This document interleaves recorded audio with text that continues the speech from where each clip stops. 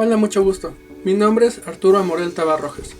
Soy docente en el estado de Puebla en el nivel Capacitación para el Trabajo. Soy estudiante de la maestría en Ciencias de la Educación en el Centro Interdisciplinario de Estudios Superiores de las Américas y el Caribe, en la materia Evaluación de la Educación Superior, Maestro Rivera Edgar Arturo, año 2023. Antes de comenzar sobre el tema de la evaluación, conceptos, características, tipos, métodos y objetivos, debemos tener en cuenta lo siguiente. ¿Qué significa la evaluación? La Real Academia de la Lengua Española hace referencia a evaluar a la acción de estimar, apreciar, calcular el valor de algo y estimar los conocimientos, aptitudes y rendimiento de los alumnos. Pero, ¿qué pasa cuando estos conceptos los llevamos a la metodología? Es decir, que diferentes personas en el campo científico tengan su propia perspectiva de lo que es una evaluación. Conceptos de evaluación según autores. Por ejemplo, tenemos a Paulo Freire, pedagogo y filósofo brasileño de orientación marxista, donde su definición de la evaluación era permitir, reflejar y entender mejor la complejidad del proceso educacional y definir las responsabilidades. De un lado, el cumplimiento de deberes, de otro, el ejercicio de derechos.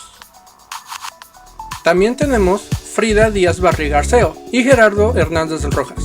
Tal y como lo mencionan en su libro Estrategias docentes para un aprendizaje significativo, la evaluación del proceso de aprendizaje y enseñanza es una tarea necesaria, en tanto que aporta al profesor un mecanismo de autocontrol que regula y le permite conocer las causas de los problemas u obstáculos que se suscitan y la perturban. En otras palabras, la evaluación permite al profesor monitorear y regular su propia práctica docente, identificando qué aspectos pueden estar dificultando el aprendizaje de los estudiantes. Y por último, tenemos a Piaget, psicólogo suizo que estudió el desarrollo cognitivo de los niños. Destaca que esta evaluación debe tener en cuenta nuestra identidad única, nuestras características y nuestro potencial individual. La evaluación es la herramienta fundamental para alcanzar calidad sin perder identidad. En otras palabras, nos permite medir y valorar nuestros conocimientos para asegurar un aprendizaje. No debe ser de manera de comparación con estándares, sino que debe considerar nuestra singularidad y promover nuestro desarrollo integral. También, en otros contextos, tenemos diferentes autores que tienen un concepto de evaluación diferente, y así podemos continuar como con Jerome Bruner o John Dewey. Características de la evaluación.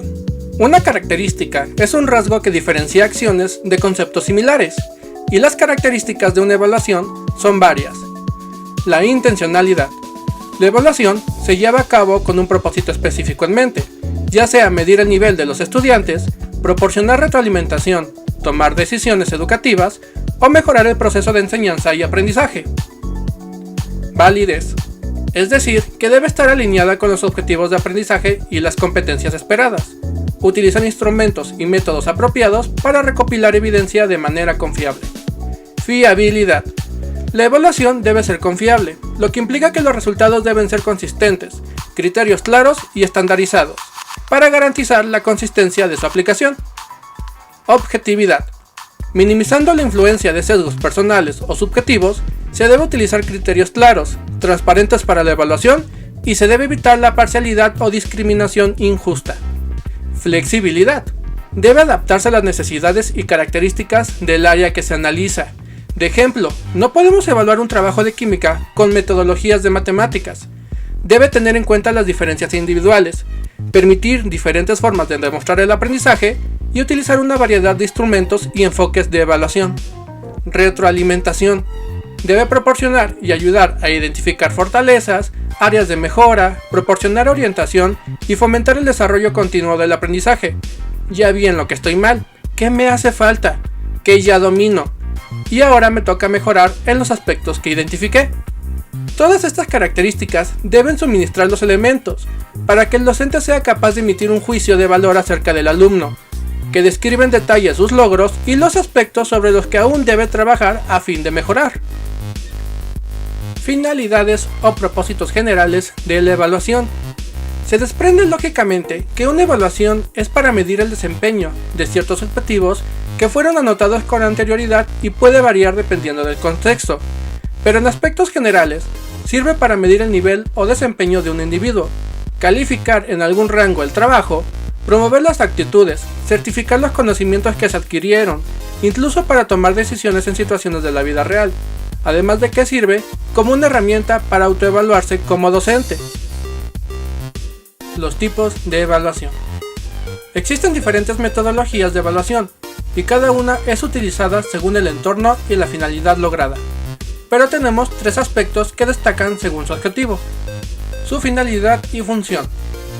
Cuantitativa, cuando se basa en la medición, el cálculo y la comparación de datos, conocimientos en pasos para una acción, respuestas correctas en un examen o memorización de instrucciones sobre un protocolo.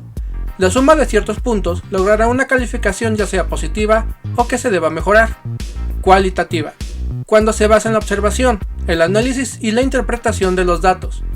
Por ejemplo, un profesor puede calificar un debate, donde la calificación se sostiene de la capacidad de expresar ideas, argumentar y respaldar sus puntos de vista con evidencias. También observa su capacidad para escuchar y responder de manera respetuosa las opiniones de sus compañeros. Holística.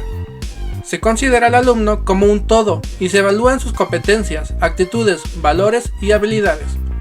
Cuando tu profesor te anotaba que calificaría asistencias, sellos, trabajos, participaciones y muchas más, para al final dar tu promedio.